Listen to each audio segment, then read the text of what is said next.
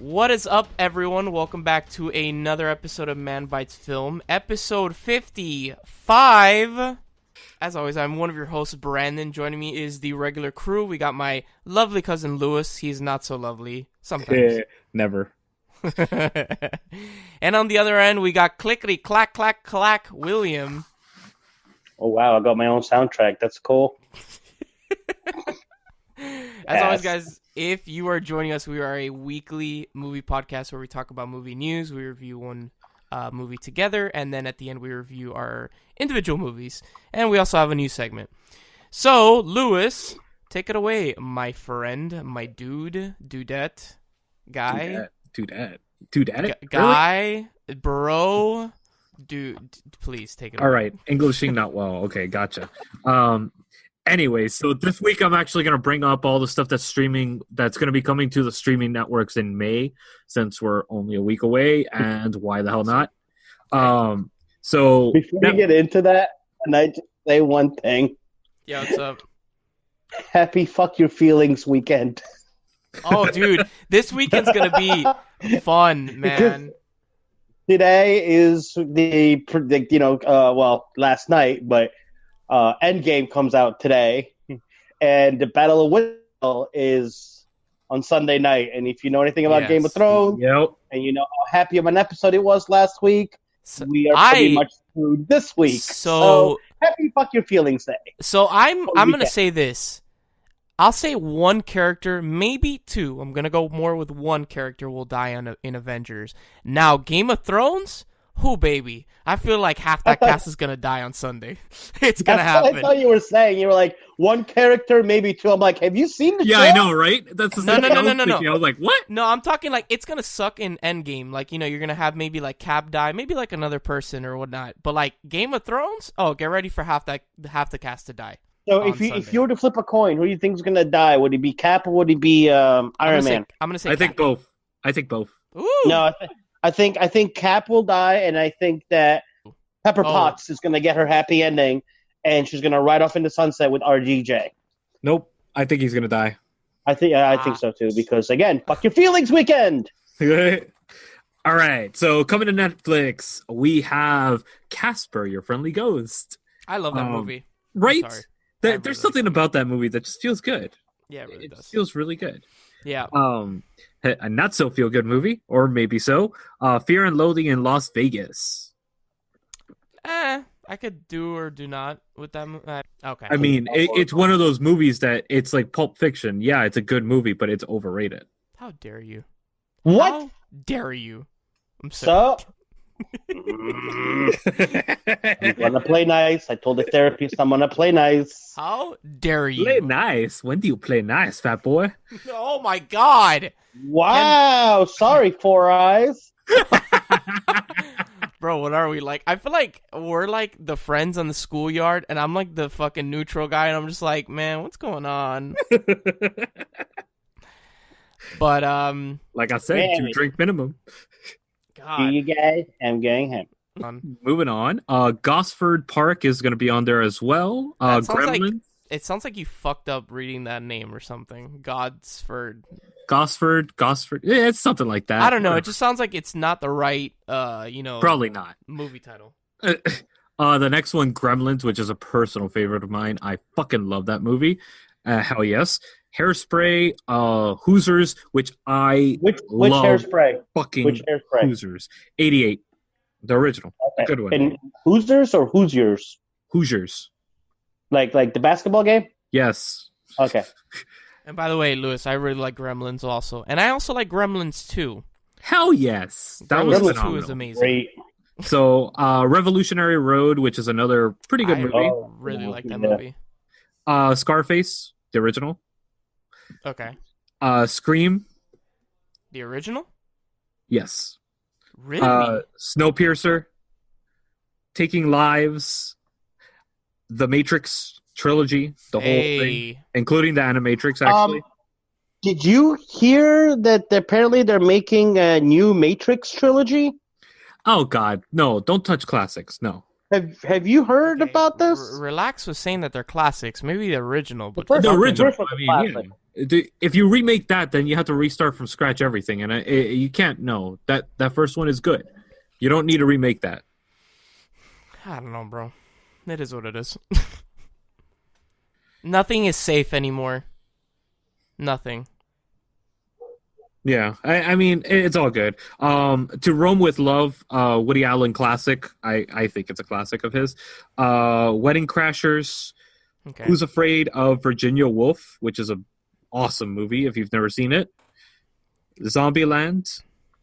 Supernatural season 14. Jesus Christ. Bro. Oh, good. I'll be able to binge watch 14 seasons of it. I'm so happy. I've said this before a couple episodes ago. Yeah, you I'm did. so surprised that the show is still going on. It baffles me.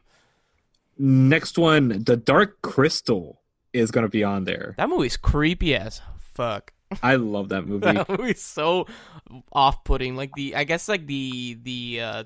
puppets, they just look weird. I mean, yeah, they do. And then last one for the first of the month is Mr. Mom, which I personally enjoy that movie. Anyways, May 5th, Insidious is dropping. The 12th of May, 1994, it's a limited series Netflix original that's coming out.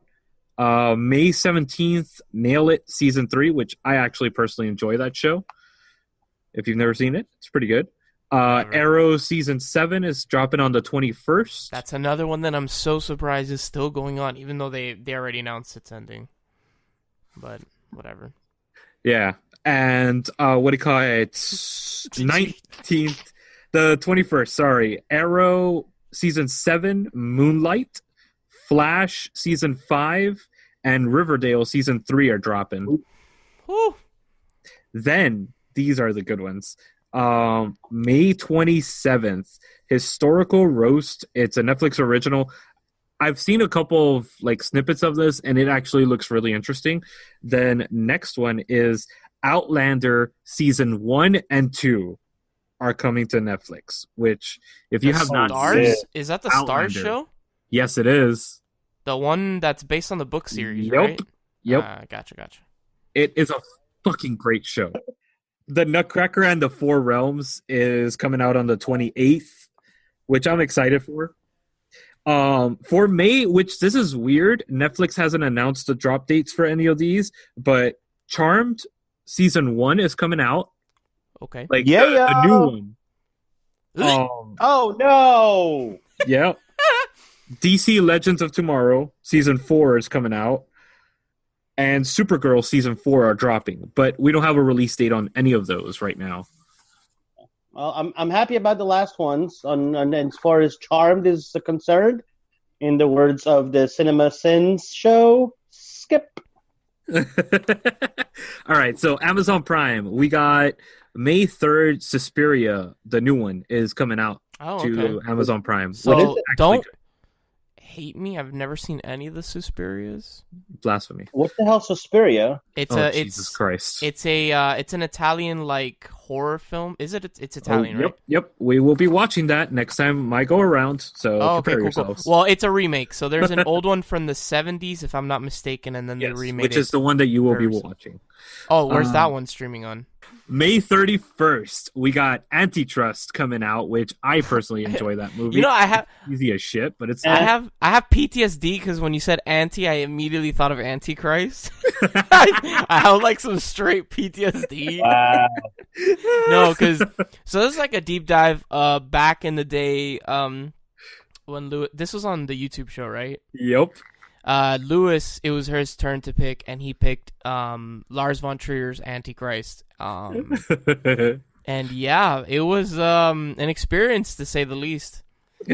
And I think it traumatized me so bad that he just said anti, and I immediately that movie came to mind. So yeah, if you've never seen Antichrist, NPM. If you've never seen Antichrist, go do your favor and maybe watch the beginning. It's horrible. It's horrible. But it's so bad. It's such a train wreck that it's kind of interesting to watch. It's an intrigue movie. It's one of those movies that you could put on your what do you call it, belt and say, "Holy crap! I just watched that movie." You know, Yeah. it's the same thing as like Cannibal. But not Holy Christ.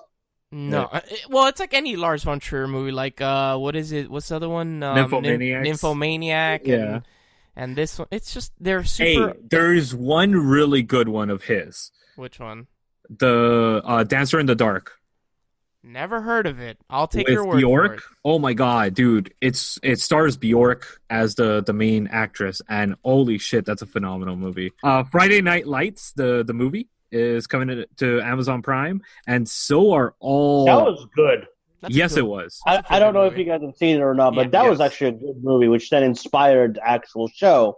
Which is really good show too. Yeah. Really Friday the 13th franchise, the whole thing will be on Amazon Prime. Yep. Oh my god. Yeah. Even the 3D ones will be on there. Yes. So moving on, another 3D movie, Night of the Living Dead, which I'm excited to see this in 3D. I'm really excited to see this in 3D. William, did you just choke on yourself? I was like. Speaking about choking on yourself, Private Parts is going to be on Amazon Prime as well. What a segue! Here we go with the segues. What a segue, dude! Round of applause for Lewis. One of the few good movies around this time that were war movies, Patriots Game, is actually going to be on there. That's the one with Harrison Ford, right? Yes, it is. Yeah, Nice. the first attempt at Jack Ryan. Yeah. No, is it the first one with Baldwin? Mm, I think it is. It's The Hunt for Red October. I'm pretty sure that's the first time. Oh yeah, I forget that there was so much going on in that movie that you forget that it was a technically it was a Jack Ryan movie, but Yeah. it was also based on true events. But it's all good. yeah, whatever. Planes, Trains, and Automobiles is coming to Amazon Prime. That's such a good one. John Candy, dude. That man, I don't know what about him. He's like, he reminds me of that amazing fat boy that's on this show with us. It's just great. I was so waiting for a fat joke too. I'm so glad you don't ever let me down. Never, brother. Never. I respected you and I thought so highly of you. I thought you were going to take the high road. I know, I wasn't. But of course not, because Lewis never does that. Talking about the People versus George Lucas is going to be on Amazon Prime too, which if you've never seen that amazing documentary about the fans turning on George Lucas, it is hilarious and well deserved. Next movie is Reservoir Dogs that we were just speaking about. No fat jokes here because they're all a bunch of funny guys. That's my favorite and Tarantino color film. is not around. I mean, color is not a round. Is not a color. Damn it! Shut your whore mouth, William. Sorry, that was aggressive. Great. Again. Just when you think I got out, I'm stuck in the middle with you. Stuck in the middle. Oh, Jesus Christ. Yeah! I thought you were going to take the high road on that one. I sure as hell was not skinny, bitch. That's my favorite Tarantino film, Reservoir Dogs. Yes. Another really good one that I don't know if you guys have seen, but The Burbs, the one with Tom Hanks. Nope. Oh yeah, that's old. So good.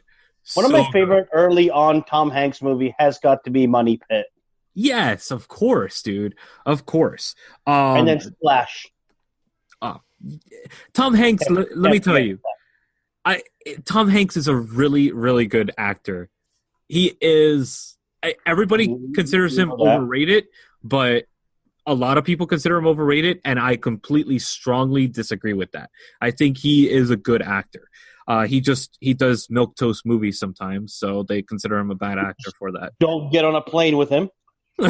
Yeah, right. Wait, why? Next one, moving on. Don't get on a plane with Tom Hanks. Why? Yeah. Let's see. Plane, train, or boat, either. None of the above. Yeah, and you're talking especially like the plane. Just don't travel with Tom Hanks. Don't travel with Tom Hanks. Yeah. Okay. Yes. I'm dumb. Sorry. Continue. Don't get drunk and passed out and then accidentally run into Tom Hanks too. or have your friends run into Tom Hanks because your picture will be in like social media hell for the rest of your life. Next one, The Secret of Nim, which is a really good movie too. Dude, how many fucking movies are there on this list? One more, which is one of my personal. This is probably on my top 25 movies of the last 10 years type of thing. It's called The Big Wedding, and this stars Robin Williams, Diane Keaton, what do you call it? Jesus, what's his face? Jesus in this movie? No, not Jesus. Not literally Jesus. Robert De Niro, Susan Sarandon. No, I mean Amanda Seyfried. Katherine Heigl. There's a bunch of people in this movie. Oh, the beautiful Katherine Heigl. I fucking love her movies, dude. Love her movies. What's the one? 27 Dresses. 27 Dresses, when she sings in the bar with this guy. I forget the actor's name. Cyclops, yeah. Yes. I love that scene. Yes. I would love to jot down your top whatever movies and see if you ever falter, if you ever actually say never, brother, that this movie never is wrong, like in the wrong place, and you say it isn't. Guess what? I record in my room, and I have my top 50 movies right in front of me. You piece of shit. You piece of shit. Damn it! I just wanted to have some fun. And I have a picture on my phone. You're weird, man. I'm obsessive. I am freaking obsessive. Yes, I am. You have some OCD shit going on. Yo, for real. Yo, for real. Doesn't even deny it. Anyways, that was the last of the stuff that's interesting that's coming out on Amazon Prime and Netflix. I mean, there's like another 100 movies that are coming out between the two, and I was like, yeah, no, that's not happening. I'm not listing all these. These are the ones that stood out to me, at least. All right, guys. And now, due to time constraint, that's our show. We'll see you guys next week. No. Stay tuned after this quick little break, and we're going to come at you with our new segment, not so new anymore, the movie bucket list.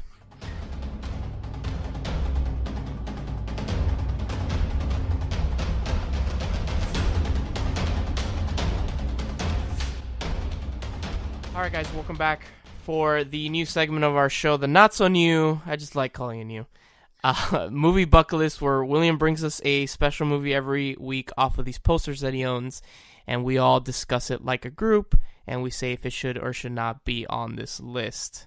So, William, welcome to this week's segment, the movie bucket list. And this week we have a special guest with us, because it's not just the three of us. We are going to be also having Nisha joining us for this segment and more. Welcome, Nisha. Thank you for asking. Absolutely. It's going to be very interesting because this week's pick is... Peak. Peak. Yeah. Someone can't speak English well. Pick. Oh, whatever. Am I getting you flustered? Nisha does that to William every time, man. Every time. when Mom's on the show, we all have to be nice and watch our manners, Louis, and be nice to each other. I don't say anything to you. I don't say anything to any of you. No, just with the chancleta and a what do you call it, belt. Chancleta and yes, that is absolutely. Yeah. So this week, interestingly enough, the pick that I went with is what Lewis would consider a classic. I don't know if I would call it Isn't it his favorite movie of all time? I think it's his favorite movie of all time, of all the all-time movies of all time that he has his all-time list of. But yes, it is. If Lewis could have sex with a film, I think he would have sex with this film. That's so inappropriate with that one. Nope. Too far. No such thing. It's never inappropriate with us. So if you haven't guessed because you don't know Lewis or you're new to this show, the Clockwork Orange is this week's pick. It sounded like you said clock, like the what do you call it, like the chuckle of a chicken. Like cluck? Yeah. Even you can't even say it right. I can't say cluck. It's cluck, not clock. What is wrong with us on this show, dude? Clack. English no bueno. English no bueno. Ese not my first language. Sorry. Me English no good. Yeah, right. No hablo inglés. A Clockwork Orange is.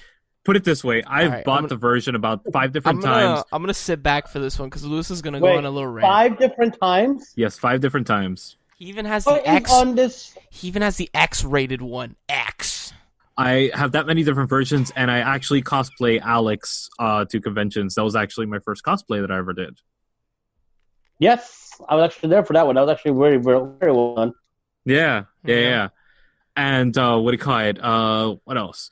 It was introduced to me by an ex-girlfriend when I was 15, actually. Of course. And this movie was... It just stood out to me. I loved how the movie actually takes you for a ride in this guy's mind, which that is the reason I love movies, is because you're able to teleport yourself into a character that you have no right teleporting yourself into, that you have no liking of this one character. But for some reason, this director, the way that he puts it in your mind to identify with this savage of a character, because that's what he is.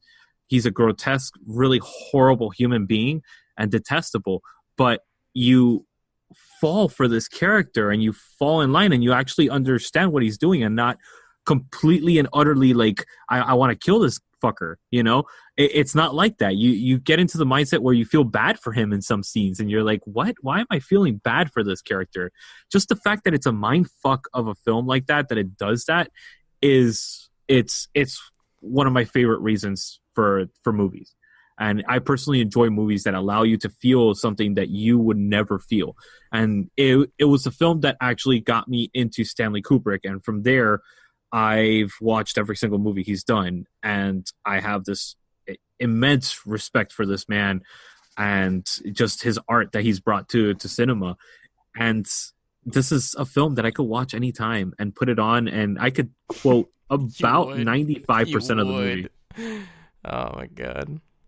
I was watching this weekend don't watch again it with you. Yeah, because I will be quoting the lines. I think Lewis is the kind of person that if you watch together for the first time, he's gonna sit there and be like, "Look at this part, this part coming out. Oh yeah, here. Oh my god, this part. Did you see it? Did you see it? Oh my god, my god!" And you're like, William, you're so busy saying "shut the hell up" that you miss the part right here. The part. William, that's when you stand up and you tell him, "I'm never watching a movie with you ever again," and you leave. Brandon's done that to me before. Like, I'm never doing this again. No, you're pretty good now.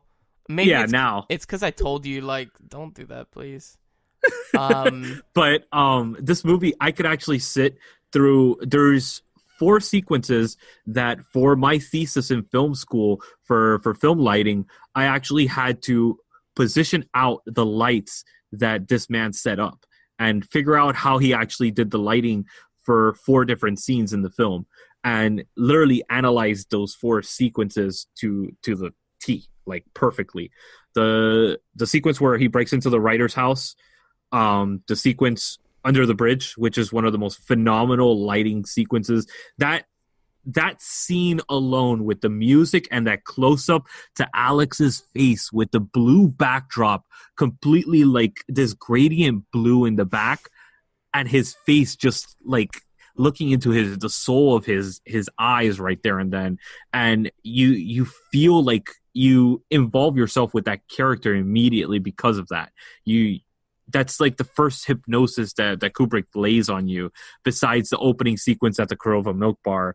And the what do you call it? The other 2 scenes is the Korova Milk Bar and the Ludovico technique with him with his eyes squenched and all that stuff.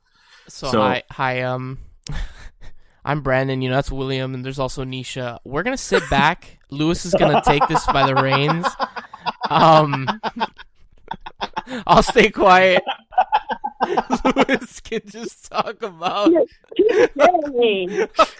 Well played, Brandon. Well played.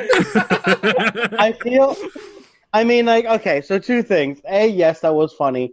But B, I understand where he's coming from because we've all gone on that tirade where we just want to talk about the movie because we're so passionate about it that we just have so much to talk about. So I totally understand. That's why I'm just like sitting back and just letting him go to town. The same token, I feel that like should they ever announce the remake of it, Blasphemy. Louis' soul is gonna die. Blasphemy. I will lose my shit. That is the day I will stand up on the internet and create a ban and make sure everybody hears that. I will pay money to promote a ban on that movie. On what movie? On a Clockwork Orange remake. Like if they ever remake Clockwork Orange. I doubt they'll ever remake that movie. They better not. No, just no. Anyways, if you guys want to listen to more of me pontificating about the movie, just check out the retro that I did. No. I want to hear your opinions about the movie. No! I want to keep hearing you speak about this movie. It's been a really long time since I've watched this movie. But what would you rate it from what you remember seeing it? It's a fine movie. I think it's more shock value than anything. What? I don't know. Maybe I watched this like a teenager, so maybe it it touched that angsty part of me, and I was like, "Whoa, cool, dude." Did it touch you? And not like that, William. Jesus Christ. But maybe I don't know. I haven't seen it now as an adult, so maybe I would have like a different opinion of it. I like the book. I read the book. The book is phenomenal. The book is oh really my good. God! Except the butchered ending that Anthony Burgess, actually, I found out reading an article that Anthony Burgess was forced to put that last chapter that Stanley Kubrick took out, and his publisher actually forced him to do it because he wanted a happy ending for the book. So just FYI for all those fans that were obsessing over, hey, it's not Anthony Burgess's book though. He took out the ending and he took the U.S. chapter. That the U.S. Publication of the book didn't have that, which was the original publication of the book, and it didn't have that last chapter in it. So that's what Stanley Kubrick was based off of, the American version, but the British version was they forced him to write an extra chapter that he didn't want to do. So when they asked him about Stanley Kubrick's version, he loved that version because that's the way he intended to end it. Did not know that. Yeah. Sorry. It's fine. How about you, Nisha? What are your thoughts on this movie, rating wise? You know my thoughts on this movie. Well, I do, but the listeners don't. True. That's why you don't hear me expounding. You want to use another word other than pontificating? Is that what it is? I am expounding. Thank you. Oh my God. I think that technically it's an amazing film. You and I have had this conversation. You know very well much that I believe he uses color and angle and distortion magnificently. And so from that point of view, it's not a film I can watch because it literally is too much. It's too strong of a visual connection, and for a lot of people, it's not just a thriller; it's actually extremely disturbing, which you understand. So, it is not something that I can enjoy because I don't like anything that goes to that extreme. So that's why. But as a film, it has its own beauty. Like I said, it's extremely. It extols the virtues of that particular style of filmmaking. Yeah. That's Kubrick. So. Yeah, exactly. So, William, how about you? I give it a 2. God, what? Damn. Really? No, I just wanted to get a good rise out of you after that. I was like, I know you don't have that bad of an opinion about this movie. Oh dear, that was great. You should have gone for a 5. That would have been more realistic. Well, I mean, ironically enough, I give it about a 6. Really? What was it that you didn't like about it? I'm interested. I really am interested to hear. So, I'm not taking anything away from the movie. The movie itself is a very well-made movie. It is an enjoyable movie. It is a classic, and I will give it that it is just that. It's a classic. It's just not my cup of tea. Okay. I mean, as we all know, it's not even like the violence. It's just like it doesn't keep my interest for very long, and I feel like some scenes maybe a little too drawn out. But again, the movie itself is not a bad movie. It's just not. Overall, Kubrick is not. I think that The Shining is the one Kubrick movie that I can watch beginning to end, that keeps my attention, that I thoroughly enjoy, and that I can not, like, I don't want to say like I can stand, because it's not like I can't stand the other movies. It's just. But how about Full Metal Jacket? It No, was okay. Really? Like, okay. it was like not one of my favorite war movies. Again, the movie itself is a classic. It's incredibly done. That's the one with D'Onofrio, right? Yep. Like, he goes nuts and he kills the Yes. the drill sergeant and everything. Yes. Again, classic Spoilers. movie, and It's a 30-year-old movie. If you haven't seen it by now, well, tough luck. yeah. But again, it's not one of my favorite war movies, and I think it's just Kubrick itself is not one of the directors that You enjoy. I'm drawn to, but not to take anything away from him as the director that he was, and the beautiful artistry of movies that he has given us. So, but yeah, I think like 6 or 7 is what I would movie. I believe that, like you said, the way that it was shot and the lighting and everything, it does belong on this list of classics or must-see movies. Okay. So I will give you that one, so you can sleep better tonight. Where would you put it on your like top in the 10s, whichever? In the 10s, I would probably put it 30 to 40. How about you, Brands? I'll agree with it. Like 30 to 40 sounds about right. I don't like it as much as you do. I don't think anyone likes that movie as much as you do. No, I'm kidding. Well, you'll be surprised. No. Yeah. I mean, like, somebody that I know, I don't know anybody that enjoys that movie as much as you do. So how about you, Nisha? Where would you put it in, like, a rating in the 10s of what do you call it? Top 100. Personally, or for you? No, in your opinion. Like, do we want to make you cry, or do we just want to make you happy? Or would you not put it in the top 100? Not at all. Not Not whatsoever. Okay. Mm-mm. So we got a split. Not whatsoever. It would not be in my top 100 whatsoever. You know what I mean? Because I think my aesthetic is very different. So.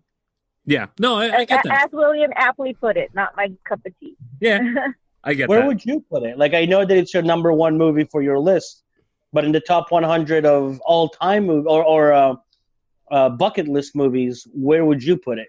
For people, I would probably put it in non-biased. Yeah, in a non-biased list. I would agree with you guys, 20s to 30s. Okay. I would put it in that range because honestly, it's not everybody's cup of tea, and I completely acknowledge that. I get that because a lot of people can't stomach movies like this, or enjoy movies like this for that matter. Not even just stomach it; it's just a matter of enjoyment. So I get that, and I know that it's not everybody's, but I definitely see the art in it and the aspect of analyzing any of Stanley Kubrick's films is the part that makes you like, wow, this man was like a genius. There's every scene, everything that was in those scenes were actually controlled 100% by Stanley Kubrick from the moment that he did Lolita all the way to Eyes Wide Shut. Yeah, I mean, you're talking, two different things, lists of people, because if you're talking about art and film lovers, then no. Yeah, I can see where the 10 and the 20 would be. But if you're talking about in terms of cinematography and the learning curve, of course, it could be a little higher. Yeah. But because it's Kubrick. So if you're a fan of movies, or if you're a huge, like, you want to get into filmmaking or anything like that, you have to add this to your Stanley Kubrick catalog, and this is a must watch. So that I would put that in the top 10 for film students. For general populace, I would probably put it in the 30s. I would say 30s comfortably. Yeah. Okay. Okay. Oh, okay. So it has a 3 out of 4 votes. 3 of us saying it does belong in the top 100. Nisha saying that she doesn't think that it would be in the top 100. No. Lewis is going to take a moment to cover, and we'll be right back after this. Yes, for our main segment, the main review, live. Never. Yes, it is. Always live. Live.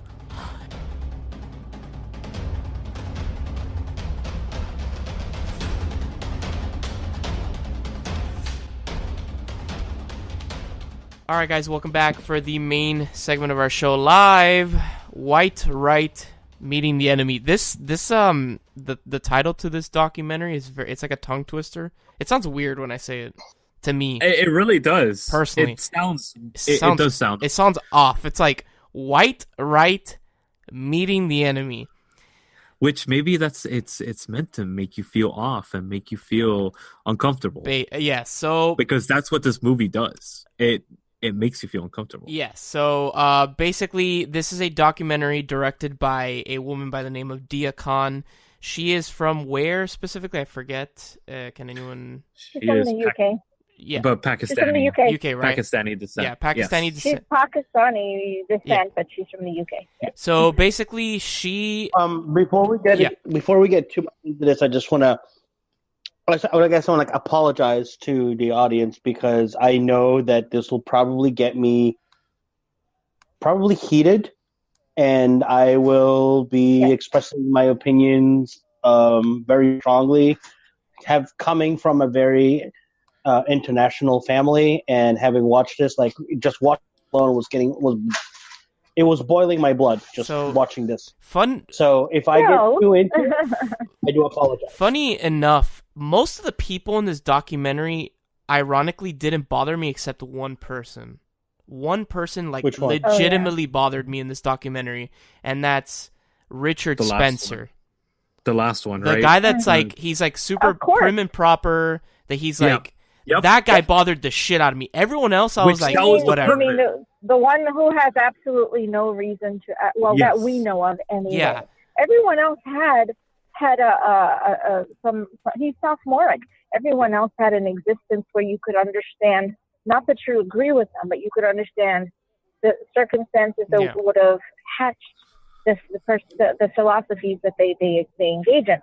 But him, it's like, ugh. Yeah, exactly. So, let me poke you so you can deflate your ego. Yeah, seriously. So basically, this is a documentary where this woman, Dia Khan, she basically goes and interviews people from the, neo-Nazi party and white supremacists, and she literally talks to them, spends time with them, goes to like rallies with them, and she, tries to get into I guess their mindset and why do they believe in what they believe and why they're like that, I guess. And throughout the documentary, she meets a couple people. I don't remember their names. She meets the guy on the cover, the guy with the swastika tattooed on his chest, the one that Michael. Is it Michael? The one that Michael? Yes. Yeah, that she asks him towards basically he takes her on like this trip, the ride. Yeah, this little like car ride, and he like throws these flyers out to like his local like synagogues in his area, and basically it says that Jews should burn, like that kind of just along those lines. But it's one thing I found really interesting about this documentary is that other than that guy, the douchebag Richard Spencer, all of them always said one thing at the end. They were like, "I respect you."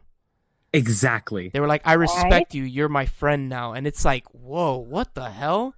You're like, this person, Dia Khan. Well, what else did they all say, Brandon, when they said that line?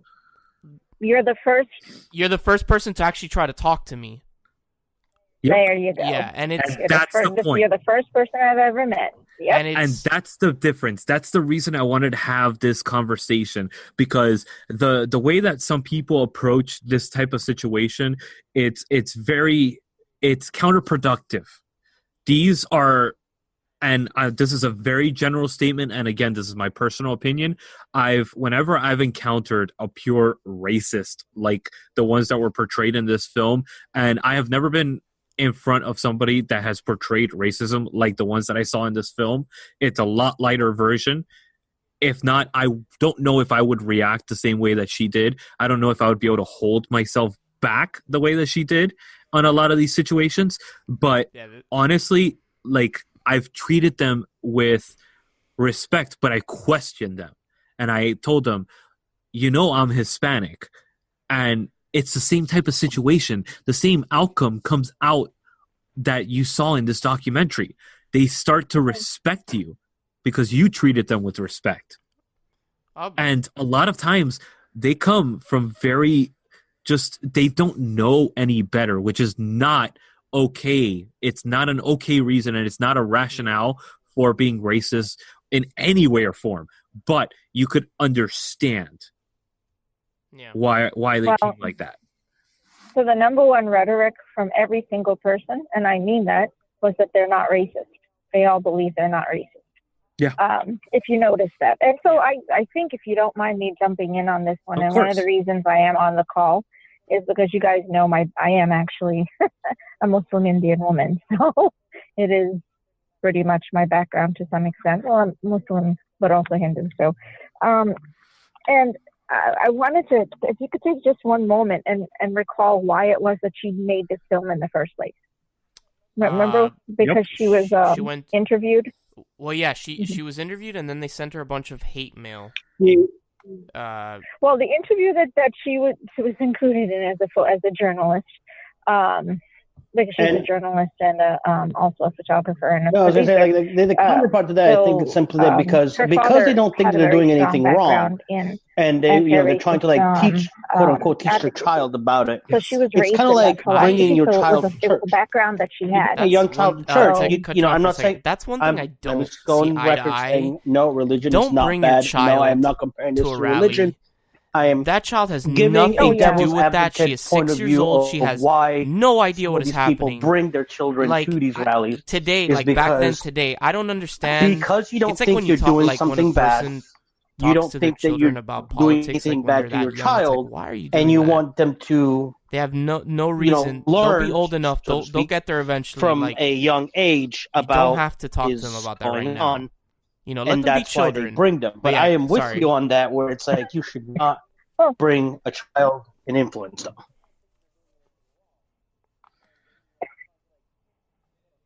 No.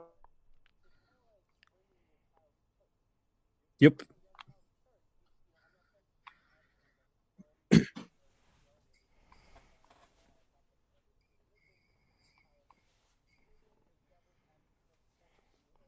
Yeah.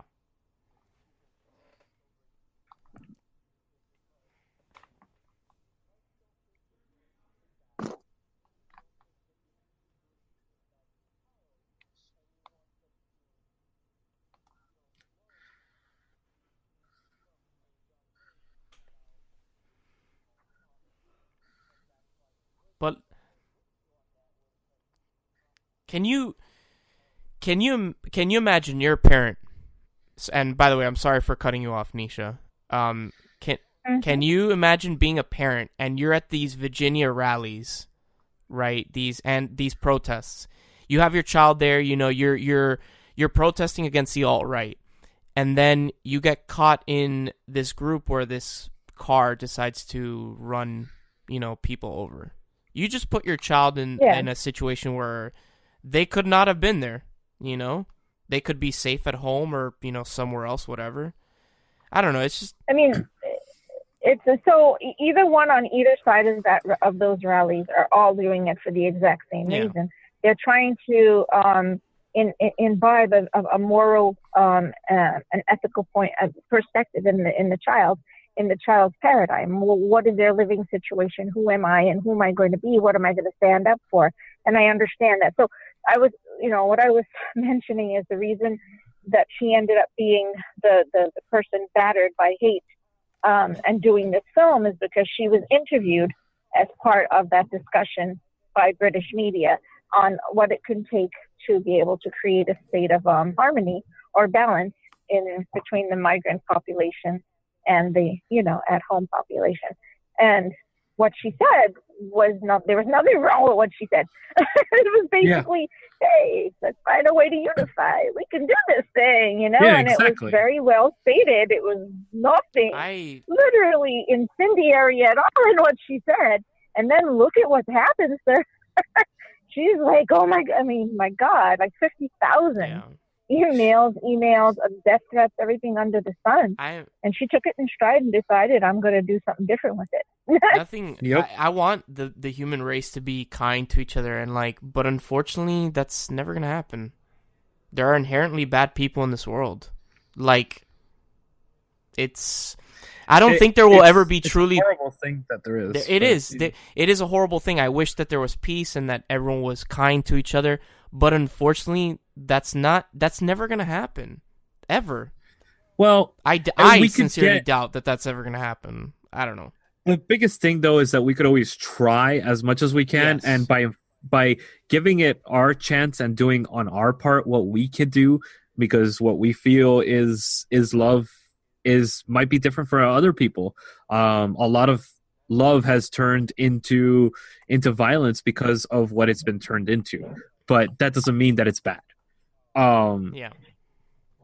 Love is shown in a lot of different ways. And I think this movie shows you that if you give people respect and treat them like human beings, even though they're really god-awful people in our points of view, that is relative. And you see that in this documentary. And again, they weren't god-awful people. They just are very, very misguided people, not in their minds at all, but we could hear it by watching the thing and listening to them. We were like, well, okay, okay, I hear what happened to you, especially Mr. Muniak. Look at what he went through with his father.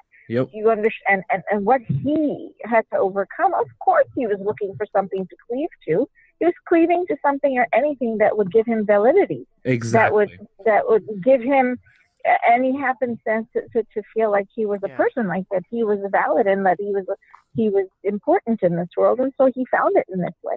And that was the same story that Ansem actually have, right? Didn't he have like the same thing? Yep, exactly. So, they were all lost souls. It's the same. Yeah. There's two ends of the spectrum. There's the punk. There's the what do you call it? The Nazi. There's two ends of the spectrum, and both of them involved lost souls. Both go to either side. Mm-hmm. Both go into groups that they can feel they could be the social outcast and be themselves. And unfortunately, it's these people that are easily manipulated fall into these crowds. One is overtly hateful towards a group of people, groups of people, and then the punks just mayhem and violence is just part of their everybody. They hate everybody equally, but either way, it's one side of the spectrum that picks up the lost souls, the what do you call it, the wandering children, basically. And I think that's very interesting because movies like this documentary are going to bring that to light, especially nowadays that we live in this United States that has we live in a very tumultuous environment, social and I think demographic environment. I think the United States has always been tumultuous. I just think that there's one thing that we have now it's spurring things up. No, it's called social media. It's in your face. Yeah. There have been times that are calmer than others, but I don't think that this is the worst time ever. I just think that social media puts it in your face and doesn't let you not forget about it, but kind of just let it go to the wayside for. It's by no means the worst time ever. We have historically been a very violent people, and because of it, we've had ethnic cleansing and genocide. Yep. So I would call those the most violent crimes. And I'm being very, very, you guys know me. I could go on a tirade. I won't do that.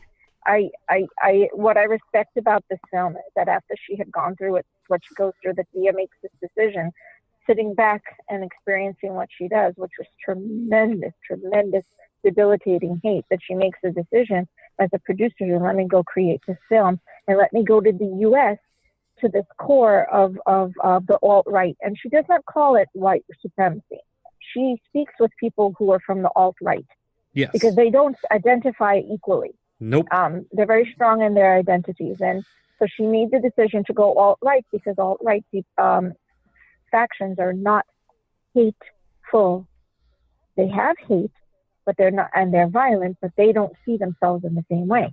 Yeah. Isn't that interesting to you? Yes. That you learn that there's three different paths that you can follow. It's like, oh, again, another thing to learn. I'm pretty sure the Nazis didn't think they were in the wrong either, that they weren't violent, you know? They just thought it as they're fulfilling their cause, you know? Yeah. It was their white right. Yeah. And anything in the extreme is bad, whether it's the super far left or the alt-right. Anything in extreme is really bad. Look at Antifa. Those are not... That's kind of scary. Just as scary as like an alt-right. Like, that's it. I agree. You know, there's no moderation, unfortunately, anymore. Like, that's not to get like too into politics or anything, but like, you don't talk to people and they're like, oh, I'm like, you know, I'm like a center Republican or like a center Democrat. It's like, no. It's either like you're on the far left or on the far right. Like, there's no centrists anymore. And that's a problem because I find myself in the center a lot. I try, you know. I mean, I have my pushes to either side on occasion. Yeah. But it's honestly like it's pretty centrist. Yeah. I honestly don't identify with either side of the extremes because, again, like you said, extremes are bad. And I think this documentary, and I draw parallels with this documentary and American History X. It's a good movie. I was trying to find it on streaming networks, but unfortunately it is not. So anybody that does want to watch actual dramatization of something like this or occurrences of hatred that could actually tell the same story as this documentary, American History X is a really good movie, and they sell them for like $5 on Best Buy, Walmart, all these stores. So it's definitely something that you should go check out and start promoting people like this that get this out there. Promote this film. Bring people out to watch this movie because this is something that's important to do because she changed 3 people's minds. 3 people with one person. If every single one of you guys that listen to this or that promote this, if you save 3 people, you know how much of a difference you make just by doing that to 3 people in your lifetime. Do that to 3 people and multiply that times every person that you meet that you show this film and you tell them the same thing. Go out there, explain to people, be nice to other people, even if they're completely opposite points of view. It doesn't matter. Have that civil conversation. Have the conversation that she has in this film. And I guarantee you'll get through to people and you will change their minds and you will stop this hatred that we see. Brandon shows that he thinks it's part of a human trait. That's not a normal thing, guys. That's not a normal thing. Yeah. Hatred is not something that should be in our minds. It shouldn't. And every single one of us are guilty of it. We are. But we don't act on it, which is a difference. And we understand when it's wrong and when it's right. That's the challenge of human existence. That's not saying that it's inherent to who we are as a people, which is what she proves. If she had to go, if she was trying to prove something for her own sake, for her own sanity's sake, for her to be able to meet the challenge of what she had gone through and to be able to come back from that, it was to say, let me take this negative, absolutely horrific experience I have been through and let me find a way to find a solution to it, to find an answer. All she did was to go to try and find an answer. But what she did was analytically through data, literally a data-driven film production, show us that it was possible to guide someone towards changing their mind if they were presented with appropriate facts. If they're presented with a loving and caring and a warm and an accepting environment. Yep. Because acceptance non-judgment is very, very, very critical in being able to shape the mind to skew towards acceptance itself, towards self-value and all of the other positive, emotions that come with that. Yep. And that is something I feel that Dia was able to give us with definitively and with this film. She did. And she didn't. She like a true she. Cool. Yeah. And the cool thing is though, is that like she does change these minds. She changes these minds, and with the exception of, and she shows the contrast, which is very interesting, about the working class. She specifically uses that terminology, the working class part of this faction, and then the elitist side, the very high end side, quote unquote, of this faction. And then you see the inherent hate that man is spewing. And that man is doing it because he's getting a benefit out of it. He's not doing it for that's what he actually believes. You could tell that in his voice. He does it because it sells, and he's making money off of it.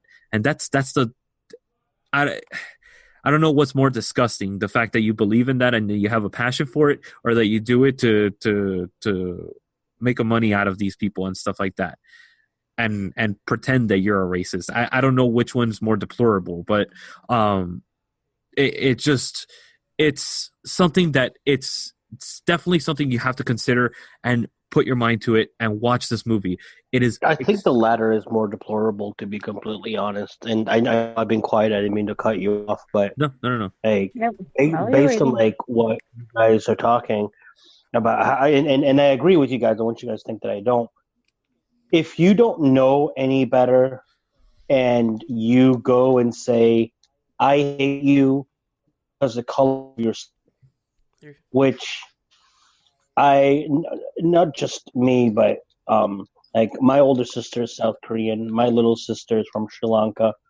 So I come from a family from an environment where, unfortunately, I was one of the lucky ones. Although I am Latino, I look white.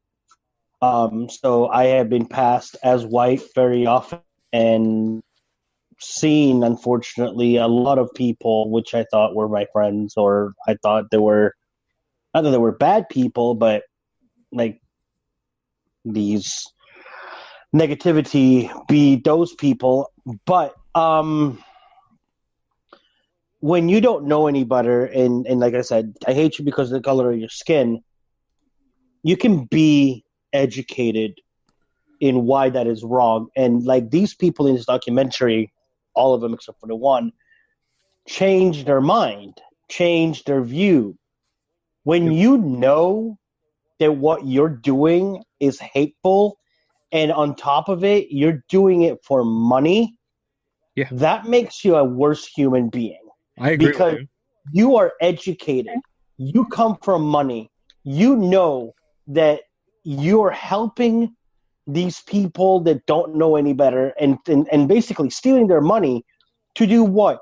To spread hate. And when you willingly and knowingly spread hate, let alone do it consciously, but you do it for money, you are worse than scum. I'm sorry. And that's where I stand, and that is my answer, to your, I don't know what's worse. But it was a metaphorical question. I was emphasizing the point. I know. I completely agree with you. And in my mind, there's no choice. But yes, I honestly, this movie's going to get you heated. It's going to get you heated, guys. Until you get to the part where you see the revelation. And that part, it kind of simmers you down. And then at the end, she hits you over the head with this complete, for lack of a better word, the complete dick asshole that is that man. And I can't do anything but curse because that I can't find words enough for this man. and you come heated out of the documentary, which is the way it should be. But it also proves to you the fact that you have to understand this is how you could approach some of them. But she still leaves you with that, like, holy crap, I have to do something. Like, this man is such a racist, you know, that anger that you get. So you could actually go out and make the difference, guys. That's the reason this documentary's shown and edited the way it is. It is super intelligent and it's super on point. This is going to make my top 10 of the year. I don't see this getting knocked out by anything. This is a phenomenal movie, and it's streaming on Netflix, guys. Yes, it is. Is it in your top 10 documentaries? Or Yes. Top 10? Yes, documentaries, Okay. yes.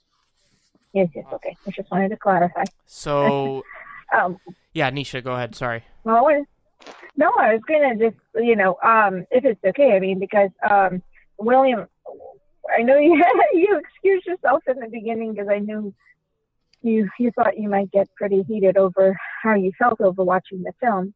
Did you find, like, when you were watching it that you found yourself being engaged enough to be able to watch these people's stories and see what happened? Did you feel like, okay, oh my God, there's some retribution here, and that you could come to a place of understanding? Because I was sitting there as a person who's had to deal with this type of racism or genderism or anything else. I mean, I knew how I felt too. What did you think? I mean, okay. I'm torn to answer. The short answer to your question is I'm torn.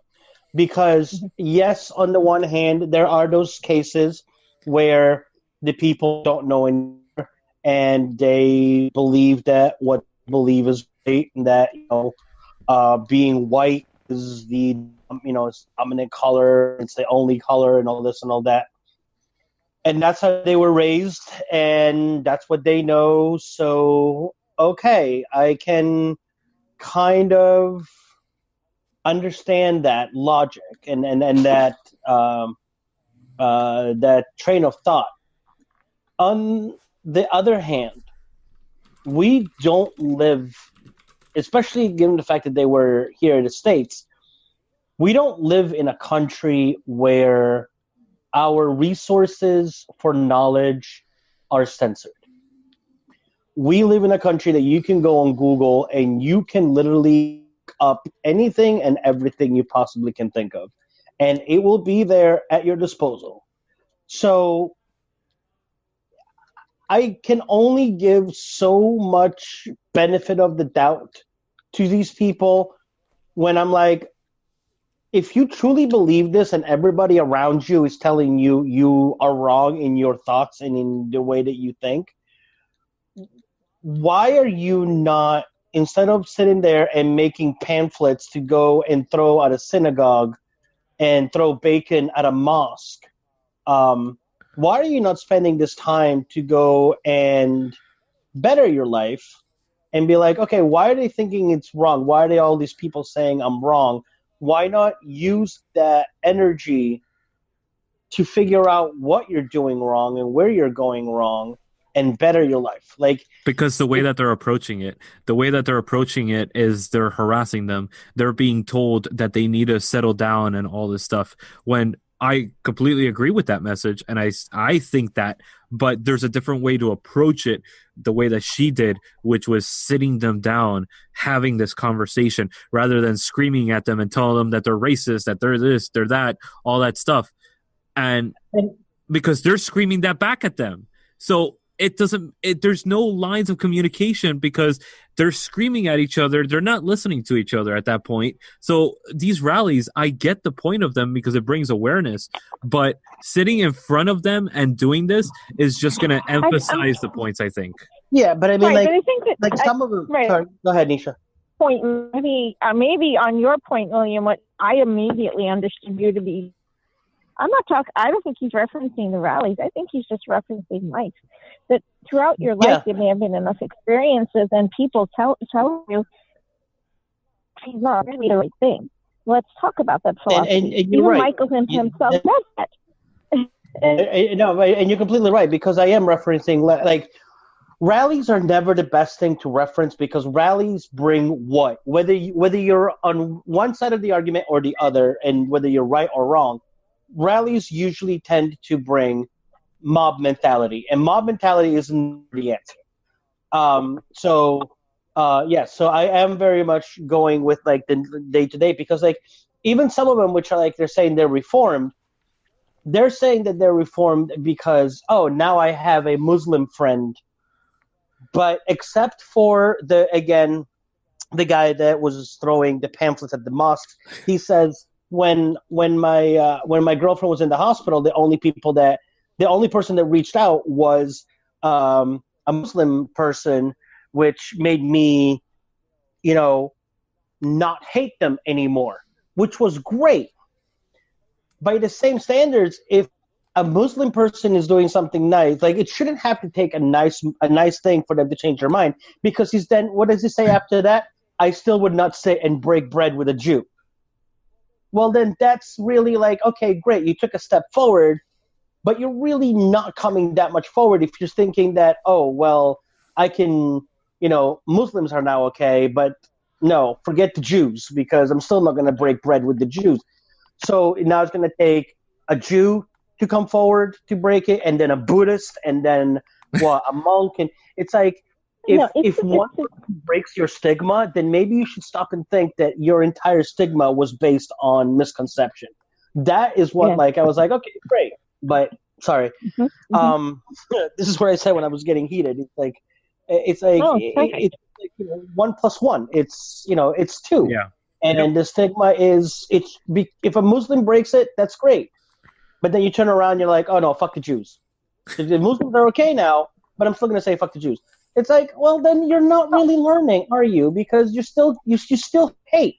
You still haven't learned the lesson of, it doesn't matter what the religion is. You should just get along, or try to get along with everybody regardless of their religion. A religion does not necessarily make a person. A religion is just a faith, truth, or something somebody believes in, but it doesn't break character. We've all known, like Christians. We've all known horrible Jews and Muslims, and I mean, I've known some horrible pagans, and people are like, "Oh, pagans are so lovely." No, there's some assholes of us out there. Trust me, believe me. And there are some radical pagans out there, very few in numbers. But we're out there, we're the ones that, like, oh no, it has to be our way. It's like, I don't associate with those people, because I don't believe that, paganism in itself, again, any extreme is bad. Exactly. We're right back to where extremism is bad. But I'm glad for those people that the documentary changed their lives that were in it. But for people that, like him, again, was like, oh, yeah, no, Muslims good, Jews are still bad. I'm like, well, you need to go back to school a little bit longer. I'm not saying, believing that this documentary proves that everyone's life has changed completely. Yeah. Because even the gentleman, Richard, the one who's the PR director, this doesn't change my inherent philosophy or personal belief. It just changes the way that I practice my belief. Is actually what he said. Yes. And I was like, well, okay, but you still have this belief. So now you're putting it into a place where you're starting to think your way through it. Now that's what I was impressed with. Yep. The fact that he was able to say, okay, I'm thinking my way through it. It hasn't changed me. I still have this belief, but you've helped me to see things from a different place, because even I had to question my answer that I gave to you. That was the one conversation. What he said was what made this story really, come to that point of revelation per se, and relevance, because it was relevant the whole time. But to really get the point that people can self-inquire and self-reflect enough to be able to change extremism, to change their personal belief of extremism if they are exposed to other ideologies in a way that allows them to be educated, not to be hammered. You know? Yep. Don't hammer it in. Teach, educate. So, Nisha, Touch, what would you believe, help. Sorry. What would you give this film overall? Like, out of a what? 10 out of 10 or... that thing. I was like, what scale are we using today? Well, I love this. I mean, it was amazing in terms of the documentary. It fit every piece of the puzzle, including the filming. So, I mean, I'm going to say it's in the 9 and, anywhere from an 8 to the 10 range. I can't find too much wrong. There are a couple nitpicky things I would have wanted to see differently, but very little. Awesome. How about you, William? I give it a 10. I think that it is a very well done documentary, and it's not like it's 55 minutes long. This is literally one of the documentaries that it can not only just be used for our everyday, Netflix enjoyment, but this is literally something taught in a classroom. This is something that you can walk in and be like, today we're going to talk about social studies and show you a side of America that you may be sheltered from, but this is reality. This is what actually happens. And it's to the point right from the start. There is no, there's a little backstory at the beginning, and then after that, she just delves right into it, and it's like, here we go. So me, who is not a huge documentary fan, thoroughly enjoyed this. So yes, absolutely. Very much 10 out of 10. Yay! And Brandon? I'll give it like an 8.5. Oh, Brandon! I'm still here. I was like, okay, I'll let them go on their rant. You said we what? weren't ranting. I'll give it like an 8.5, 9. Around there. Okay. You guys know, for me, it's a 10 out of 10. So I think this is actually the best ranking we've given a film together. Really? I think so. Especially for documentary-wise, yeah, I think so. Especially for my choices. Yeah. All right, guys. So stay tuned after this quick little break when we come at you, not live, with the final segment of our show, the individual reviews.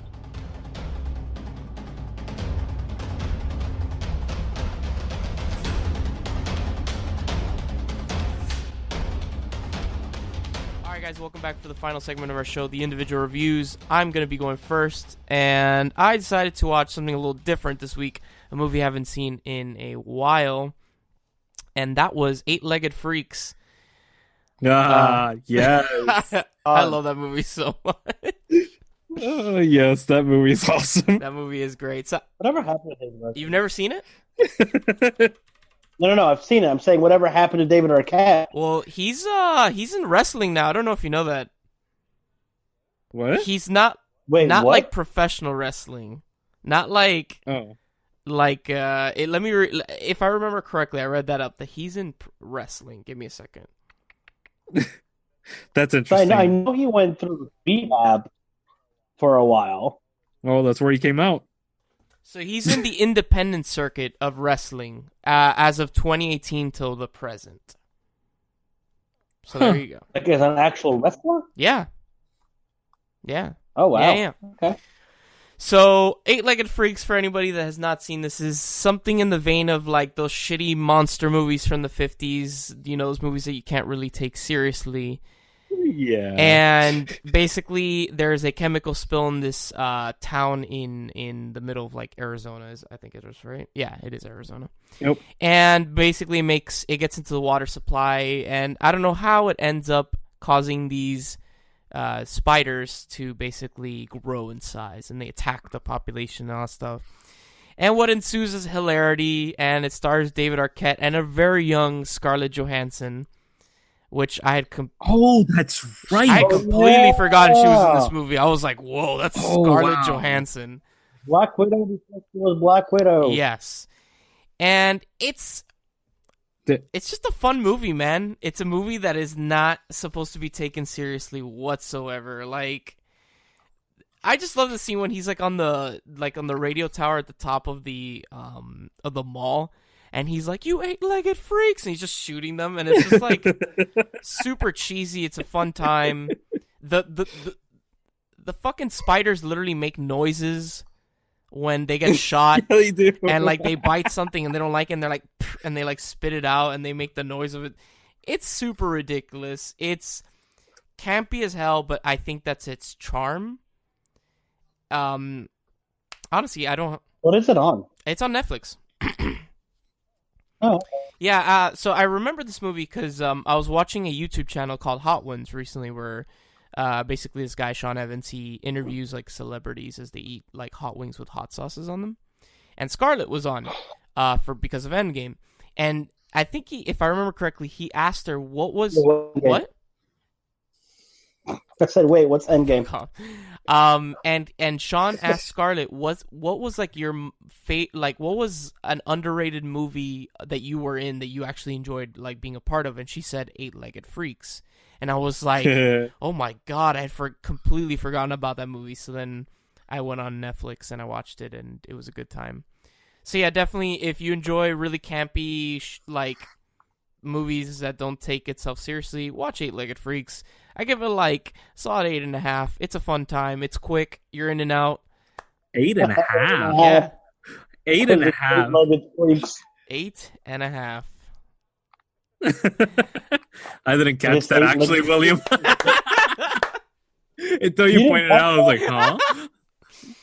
I was like, wow, I feel stupid.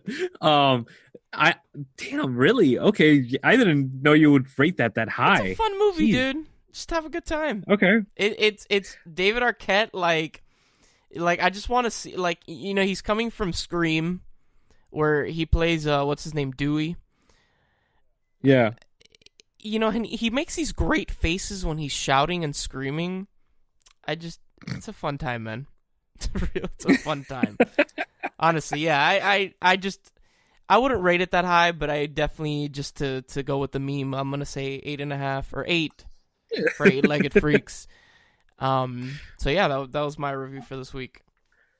I give that one maybe a 5 out of 10 for me. William, how about you? Since you've seen it too. Know, I never understand you, Lewis. You said you sound like you enjoy this movie, and then you give it a 5. I do. A 5? I do enjoy it, but it's not a good movie. Let's be honest. It's the same thing as Evolution. I gave that one a 6. Okay. Fine. All right. Yeah, I'll give him that. I give it a good 7. Like, it's enjoyable. It's I don't know if such a thing as like a campy classic, but it's of course there's campy classic. Yeah, I think it's good. It's not too scary. You know, it's a good scary intro movie for young kids. As long as you don't have arachnophobia, then I definitely do not watch this movie. That's a good movie too, Arachnophobia. Arachnophobia, yes it is. It's on Shudder. Is it? Oh, okay. Yes, it is. All the great classic horror movies are on there. It's so good.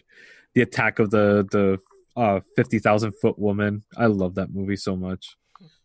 That movie is awesome. Right. William, what are you reviewing this week? Oh, we're moving on. Okay, cool. Sorry. Speaking of campy horror movies that don't take each other seriously, it is not for rent. It's actually available on Netflix. Not Netflix, Amazon Prime. Oh my god. Are you sure this time? I feel like I'm going to say that every time now, just to decide. What's the name of it? Wishmaster. Nice. Oh, that's a great movie. It really is. That is not streaming on Amazon Prime. I have never seen this movie. Damn it, William. What the? Only the first one is on Amazon Prime for free. No, it's not. Wishmaster is not. 2, 3, and 4, but you have to pay for them. Ergo, I am not reviewing those movies. Yeah, but the first one's not on Amazon Prime. What are you talking about?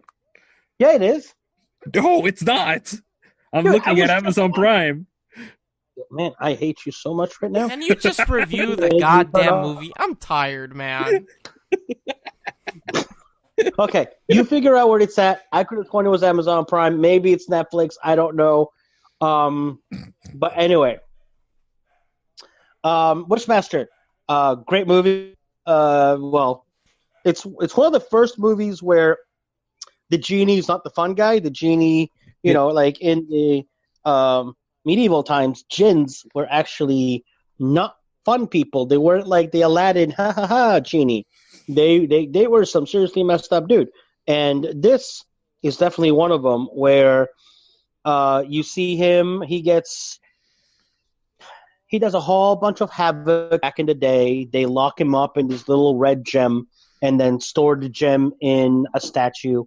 In present day, the statue gets accidentally broken. Somebody steals the gem, releases the genie, and he starts causing havoc here.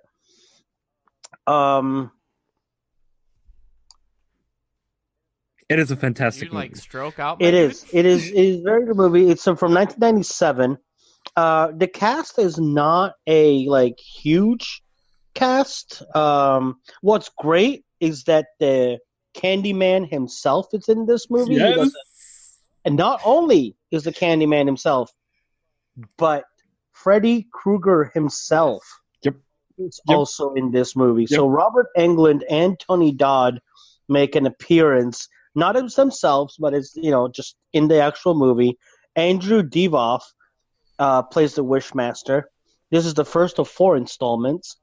Other than that, there's really no other huge names that, even the main actress is Tammy Lauren. Yeah. But the effects are some of the effects are really good. Some of the effects are really 90s. Oh, yeah. It's campy. It is campy. I remember watching this in theaters, and I was completely... I love this movie. It was the Candyman movies and, Leprechaun movies. Leprechaun in the Hood and all that stuff. Oh, dude, I grew up watching these. Every time they released, I was there in the theater watching them because I loved these movies. They were so fun. What do you give this one, William? I think I'd give it another good 7. Oh, it was enjoyable. It was the beginning of, like I said, it was the first one. They made 3 more out of them. I don't know how good the entire series was. I think I've only ever watched 2, maybe 3. I don't think I've ever seen 4. The 4th one is the Prophecy. Prophecy Fulfilled or some stuff like that. Yeah. But again, it's definitely more graphic than Eight-Legged Freaks. Yes. Yeah, just a little. Just a little. But definitely enjoyable, a good if the date is kind of gets scared easily and you want her to hold tight, this is definitely the movie to ever watch. I actually watched the last one, the 4th one, right before watching the Two Towers, Lord of the Rings. It was So you watch 2 bad movies back. Oh, God. Damn. Moving on. All right. Moving on. Fat Boy. Oh, wow. No, Fat Boy's done. Your turn, blind ass. All right. So I am doing VHS Lives, a shockumentary. This is a very interesting documentary on Amazon Prime and yes, actually Amazon Prime. And it is about these people and their love for VHS, the resurgence of this culture that, how there's a resurgence of records that people are enjoying nowadays and all that stuff. It's called a schlockumentary? Yeah. VHS Lives, a schlockumentary. Yeah, I understood shock, not schlock. Okay, so That's what I understood too. Oh, my bad. I'm not Englishing well.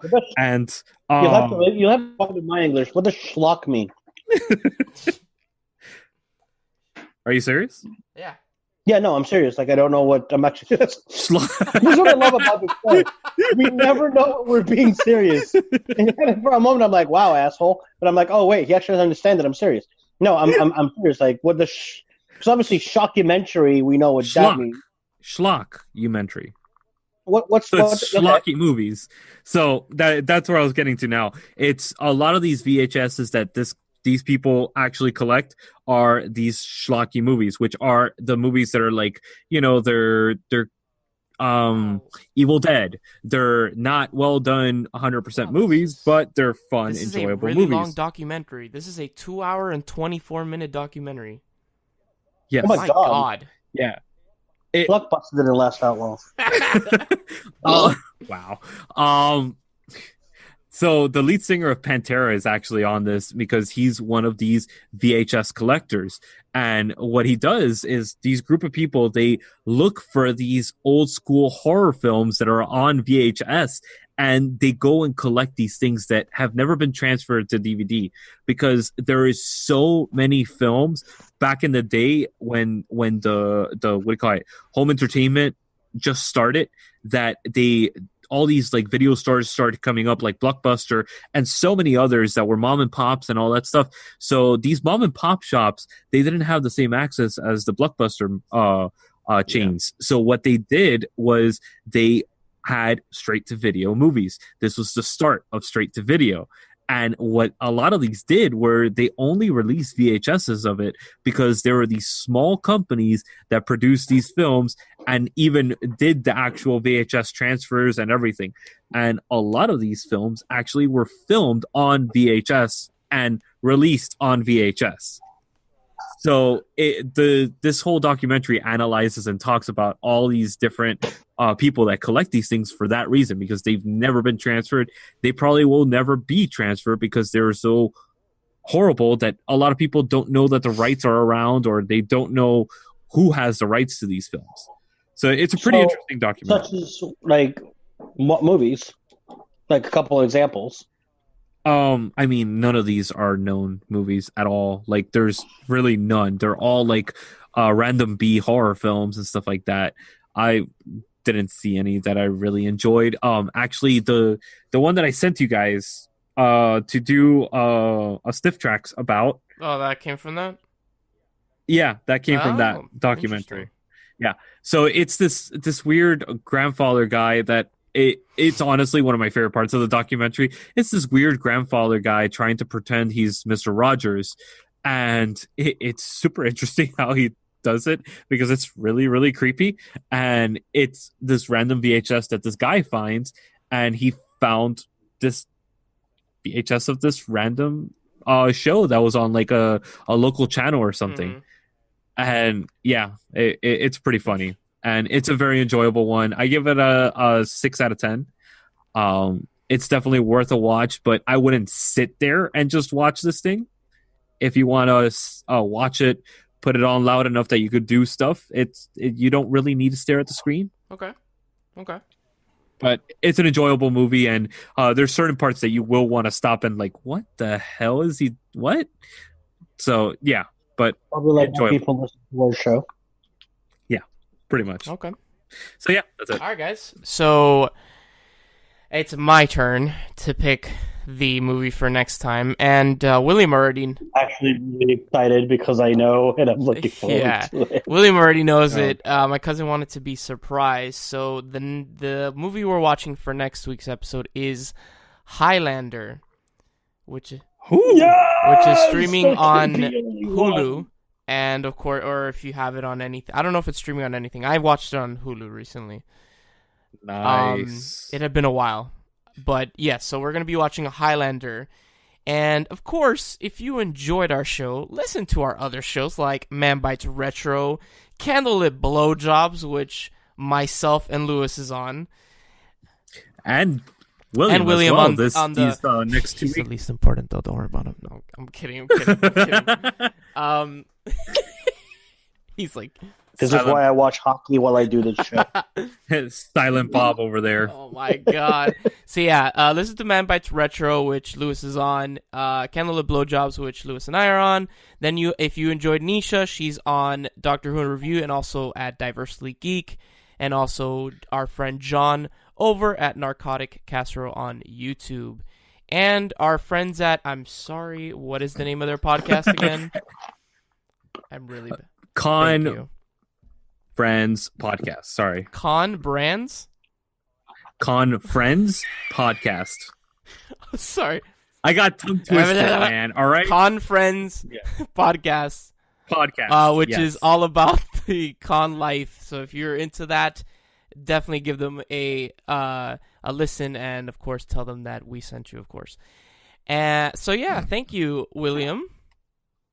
I'm so proud of you. You're very welcome. Proud of you for not being click-clacky this week. Yay! Thank you, Lewis. Thank you, Brandon. As always, I am Brandon, and we will see you guys on the next episode of Toodles.